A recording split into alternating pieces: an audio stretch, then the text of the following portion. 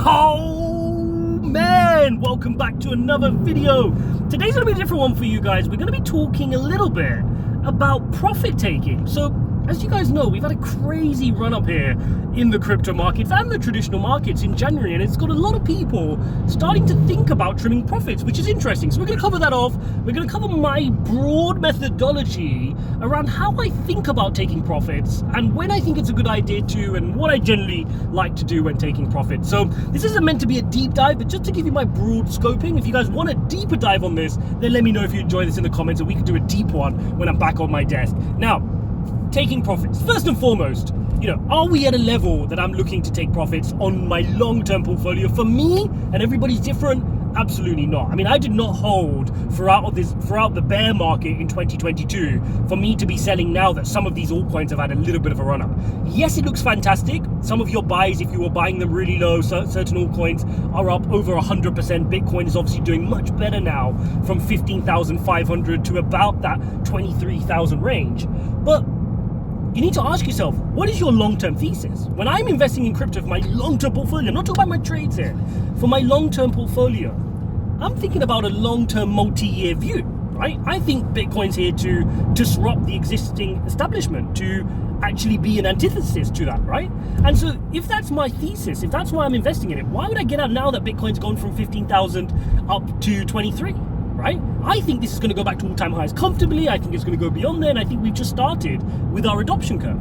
So broadly speaking, I'm not in a position to take profits. But when I do get to that level, because that level will come as we rotate into the next cycle, and as we start to see fear and greed show a lot of greed in the market, and that froth is coming back, right?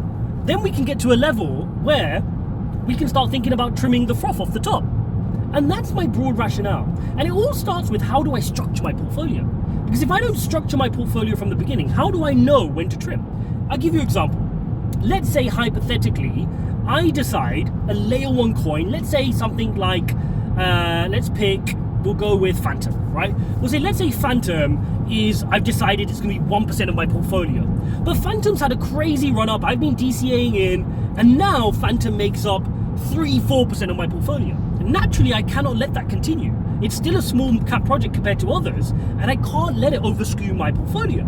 So then I have a broad rule of thumb that I adhere by, because I treat this like a professional, where I force myself to trim it. Now, I might not want to, right? It's 3 or 4%, but I think Phantom's gonna go to the moon. I have high conviction in it. I don't want to trim it, but I will make myself trim it, so that way I do not have I don't have too much exposure to any one given crypto, right? That's really important for me. So when I do trim it, then the question you have to ask is, where do I put that? Where do I take profits into? Now, sometimes I would take profits into stable coins to look for my next opportunity. Other times, if I have my next opportunity ready to go, I will allocate into those next opportunities right away. Now, I caveat that. Let's say I'm taking profits on Phantom. Let's say I've taken 100,000 off the table, or let's choose 10,000 off the table, okay? Let's say we're using 10,000 and we've taken it off the table, we've taken profits. Now, I will probably go as far to say 5,000 of that profits, I will put eating my vegetables. I'm gonna top up some Bitcoin, I'm gonna top up some Ethereum, right? That's what I'm gonna do, just to force myself to keep loading up the anchors of my portfolio, because we get excited with altcoins, but you guys know me, I wanna keep a pragmatic portfolio. And remember, wealth preservation is more important than trying to build it. So I'm gonna keep topping up Bitcoin, Ethereum. The remaining 5, I will then look to add to other exciting projects, similar to how I would have found Phantom at the time, right? So what else are the narratives I'm looking at? Are there any other exciting layer ones that I want to put a little bit into, maybe another 1% into those, using that, what I've trimmed, and then I'll go put it into there. Now, it's important to remember, other people, as another good general rule of thumb, will trim once they've done a double on their money, or they'll use a rule, right? Once I've done a double on my money, I'll take out my original, I'll let the rest run. If that gets to a 10x, then again, I'll take out half. There's lots of different ways you can do it, but the thesis is, you've got to be trimming at points. Don't be this person that's been like, I'm gonna hold forever.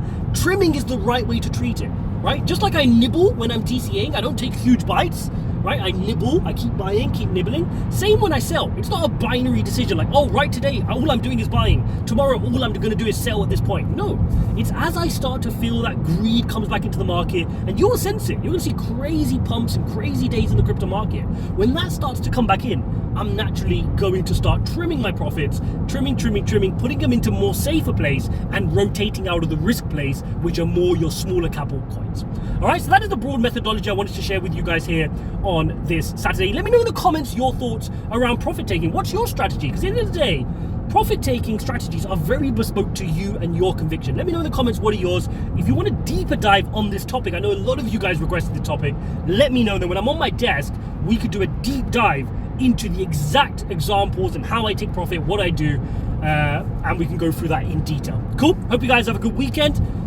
Make sure you lock into the markets, but also make sure you take time away from the markets, right? We spend a lot of time during the week tied into the markets, watching charts. Give yourself a break, switch off, get away from the laptop for a bit. You know, sometimes weekend is typically the best time to do that. Volumes are very thinly traded, and so you can take some time doing something that's going to help you reset, ready for the week ahead. Thanks for watching, guys. Don't forget to smash the likes. Don't forget to subscribe at charles.uk/TA for that free TA course. Make sure you take advantage of that. And I'll see you in the next one.